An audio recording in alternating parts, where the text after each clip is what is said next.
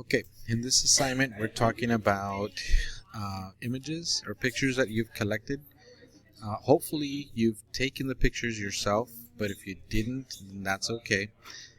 If you got them from the coach or you got them from somebody else, then that's fine. One of the things that we want to look at is we want to put the pictures in a folder, right? Preferably the folder that you're working on. And I always switch them over to details. And here we've got two different photos. One of them that is the band photo, and this one is 9,069 kbytes, where this other picture, also a group photo, is 222 kbytes. And so there's a big difference between those two images and their file size. I always look at pictures this way because it shows me a quick snapshot. Okay, this right here, no problem, green lights all the way. This one, big red flag because of the file size. Now that's not super small, and we can still work with that. I've seen some files come through that are as small as 50 kbytes, 25 kbytes. Now we're looking at some really tiny photos, but depending on how we're going to use them, we might be able to use them. Now, let's take a look at this picture in Photoshop. You're going to have to do this to all the pictures. Okay, all pictures need to go into Photoshop. I'm going to take this one, put it in Photoshop, and there it is. That's my photo. I go to image size, and here I'm looking at this. Okay, nothing else matters to me, just these three slots. The resolution is 240. We typically want to use 300, and we want to use the numbers you're going to see are 72 or 300, one or the other. Or in this case, we use 240. It's 240. 300 is our magic number. That's the number we want to use for your book. 72 dpi is a resolution that you'll see for pictures that you download off the web, or for pictures that are ideal for the web. Then those are 72 dpi. So here in this case, I'm going to highlight the 240, and I'm going to change it to 300, and I have to resample this. Okay, all of a sudden it's not, I'm going to cancel this, all of a sudden it's not the same size anymore. 240 is 16.5 by 11.058. Once I change this to 300 and I resample, I got to do both at the same time. Okay, 300 and resample off and on. Now it's 13.27 by 8.8. Okay, so that reduced the print size because I cranked this up. Once you've done that, click OK, close it off, and say yes. Okay, this picture is now 300 dpi. Okay, now another thing, and it stayed at 9,000 kbytes. Now this picture, the file size, image size, the width is 13 inches, the height is 8.8. This means that this picture should not be run any bigger than 13 inches by 8 inches. Okay, if you can, do it with your hands, show yourself what 13 inches might look like, what 8 inches might look like. That's about a full size piece of paper, more or less, a little bit bigger than that. But that's the maximum size that this picture should run at. Okay, now let's take a look at the other one, 222. This one, we're going to open it up in Photoshop, and again we're going to check out the image size. Go to image size, and we see that it's 8.8 by 15.7 at 72. Okay, so this is web. Now this is a dead giveaway. This is web because it looks like it's a screenshot from a telephone. You got the black and you got the black down here. Screenshots are usable sometimes, like this one is usable, but you'll see how it can be used right now and where it can be problematic. Okay, so we're going to change this to 300, and I have to resample off and back on.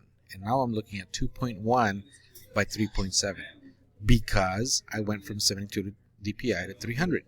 So now the maximum size for this is 2.1 by 3.7. I click OK, and I close it off, and I'm going to say yes, save it. And this should always be large, by the way. Always kick that up and make sure it's baseline standard large size. Alright, so now that I have that, I'm going to go to my InDesign, and I'm going to draw myself a picture box. Okay, and I'm going to bring this picture in, the little one. Okay, and there it is. You see how it doesn't stretch out all the way this way? double click and it snaps. But that, I think, let me see real quick.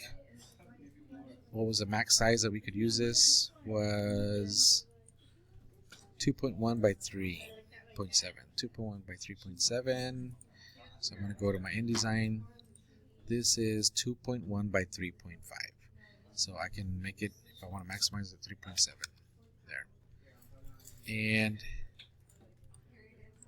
I can do fitting, fill frame proportionally. And there, it filled the frame. That's it. This picture cannot run any bigger than that. Now let's take a look at the spread. See how in relation to the spread is not a very big photo. Now the 2.1 by 3.7 includes this black stuff, all this right here. It includes all that. So in actuality, we're going to take this and we're going to crop it right there, and we're going to crop all this up here. So really the photo is going to end up running 2.1 by 1.6. That's it. We can't run it any bigger. You should not take this picture and run it across the page. Physically, you can. I mean, you can do this, and then somebody brilliant come by and say, hey, you can just stretch it. And yes, you can. But that doesn't mean it's going to come out acceptable. When you print this, it's going to look horrible. It already looks horrible here on the screen. And by the way, we never look at images and how they look on the screen, by the way, here in InDesign. So oftentimes you might have images that don't look good in InDesign, but that doesn't mean they're not going to look good when they print. In this case, it is going to look horrible because we've enlarged it from what it was supposed to be, this size, to all the way over here. All right, that in a nutshell is images and what you should be looking for. If I were to take, for example, my other picture, the one that I have of the band, I think it was something like 8 inches by 13, I think it was. The other way around, 13 by 8. That's the max size that I should be able to run that photo. And yeah, there it is. It still looks kind of bad. Somebody might look at this and say, wow, this looks horrible. And it does on the screen. But when I print it, it's going to look fine. So this is why it's important that you look at all of your pictures in Photoshop. Make sure that you change them to 300 dpi, resample them, and then close them. And then check out the file size and how big you can run that picture, and how big you shouldn't run that picture. So in this case, we can run the picture across 2 pages. That'd be fine. In fact, because I took this picture and because I used high-end camera and high-end lens and all that, I actually can. We can take this picture and run it all the way across, but that was me knowing that I was possibly going to run it bigger. So, all the 9,000 kbytes that it has, I'm going to pull all that stuff into the design. But that in a nutshell is the resolution of images and what you should be doing before placing every single photo. Did you catch that? Every single photo on your layout must have been opened up in Photoshop. You must have switched it over to 300 dpi. You must have resampled it too, and make note of how big that picture can run, and then don't run the picture any bigger than that. Okay? All right, that's it for this one. Thank you.